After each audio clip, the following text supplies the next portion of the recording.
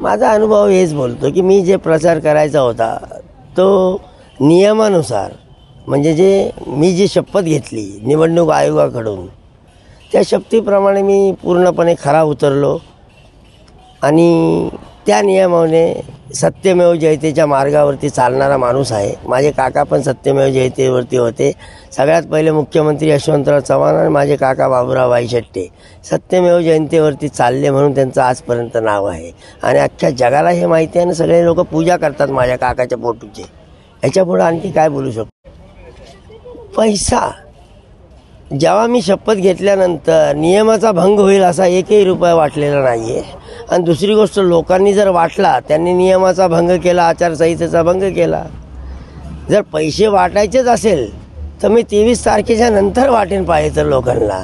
त्या आचारसंहितेच्या किंवा ह्याच्यामध्ये पैसे वाटण्याचं काय. पण माझ्याकडे पैसे अजून आणि कारण मी 10 वर्षाचा आमदार नाही ना, किंवा ह्याच्यापूर्वी आमदार झालेलो नाही आहे, तर माझ्याकडे पैसे येणार कुठून तर मी पैसे वाटणार. सध्या माझ्याकडे पैसेच नाही आहे. आत्ता 5 नंबर झोपडपट्टीमध्ये आलो. 5 नंबर झोपडे कोळीवाड्यामध्ये गेलो होतो. तिथं काय बायका जमल्या होत्या. त्यांनी मला सांगितलं, नाव घेऊन सांगितलं, पण मला नाव नाही सांगायचं. कारण काय, नाव घेतल्यानंतर त्याला असं वाटेल की मी कुणाचा विरोधी आहे. आणि नेता हा कुणाचा विरोधी नसतो ना, तो कुणाचा दोस्त असतो ना कुणाचा दुश्मन असतो. त्याला फक्त त्याच्या जनतेचं सहकार्य करायचं, त्याला नेता म्हणतात. तर माझं हे म्हणणं 5 नंबरला गेलो तर ते म्हणतात की आम्हाला 2000 वोटचा मार्ग मिळतो आहे किंवा ते मिळतं. त्याच्यासुद्धा सुरेश भाई आमचे मेले तिथं 5 नंबरची, त्यांची मिसेस होती. तर त्यांनी पुष्कळ बायका जमा केल्या. आम्हाला एवढं मिळतं तेवढं मिळतं, तुम्ही घ्या ना तिकडं. तर त्यांनी मला प्रश्न विचारला की मला पैसे पाहिजे. मला 23 तारखेच्या नंतर पैसे देतो मी तुम्हाला, 10-20 लाख रुपये पाहिजे तर बॅगा पाठवून देतो तुम्हाला. पण ते काय आहे, पण लक्षात ठेवा ही गोष्ट. मी 10-20 लाख रुपये 23च्या नंतर तुमच्या वोटिंगचे पैसे देणार. पण लक्षात ठेवा, जर का मी निवडून आलो किंवा न आलो तर एकच लक्ष, मला भेटायला यायचा ना 500चे 50 घेणार, 50,000 आणि 1,000चे 1 लाख.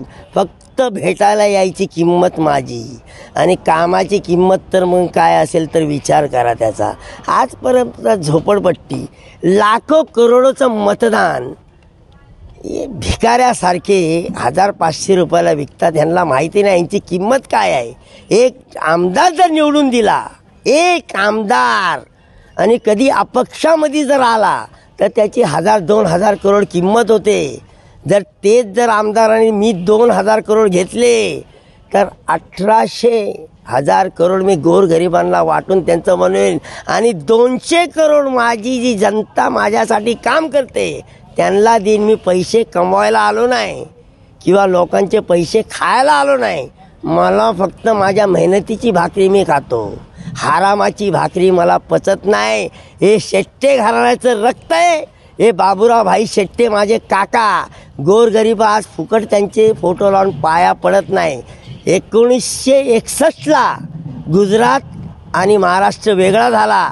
पहिला मुख्यमंत्री यशवंतराव चव्हाण, त्यानंतर वर्लीकर पहिले महापौर, दुसऱ्यानंतर शाह आणि तिसरे माझे काका महापौर बाबूराव भाई शेट्टे 1963ला झाले. त्यानंतर आमदार मंत्री ते सगळं काय. सातारा सहकारी बँकेचे संस्थापक अध्यक्ष, काँग्रेसला तेव्हा पैसा नव्हता, सातारा सहकारी संस्था बँक काढली, संस्थापक अध्यक्ष झाले, तिथून पैसा काँग्रेसला पण पुरवला आहे महाराष्ट्राच्या. हे यशवंतराव चव्हाण साहेब असते तर बोलले असते. तर ते काळाचे ना, हे त्या घराण्याचं रक्त पैसे घेण्यासाठी किंवा पैसे देण्यासाठी नाही, तर फक्त त्यांच्या उपयोगी येण्यासाठी आणि स्वतःचे पैसे घालवण्यासाठी आम्ही तुमच्याकडे आलेलो आहे.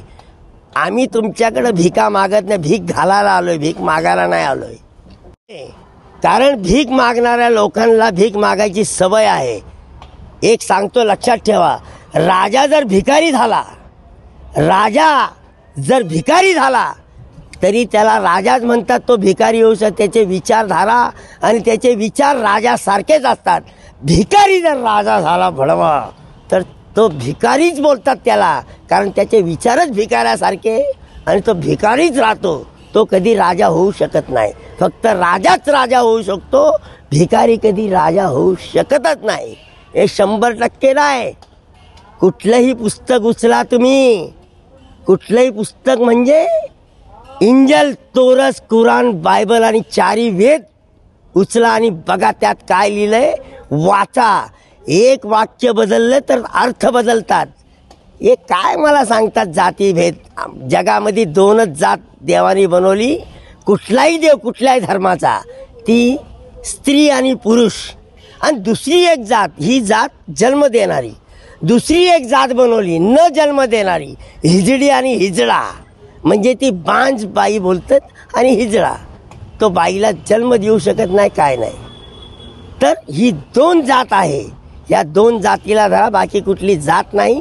जो कोणी आपलं पोट भरू धंदा आणि पोट भरू काम करायसाठी गोरगरिबांचा वापर करतो आणि त्याच्या कामगाराचा कष्टाचा पैसा पण मिळत नाही, त्याचे पैसे या ठेकेदार आणि या खालच्या थराच्या लोकांना किंवा ऑफिसरांना धरून, की ज्यांनी आज बघा याचा उदाहरण आता देतो. शेतकरी अख्ख्या जगाला अन्न देतो, काय काय राबवतं, त्याचं पुरं खानदान राबवतं आणि शेवटी जाऊन बघतो त्याच्यावर काय नसतं तो आत्महत्या करतो. ह्याच्या पुढं मी काय देशाची दुर्दशा काय सांगू.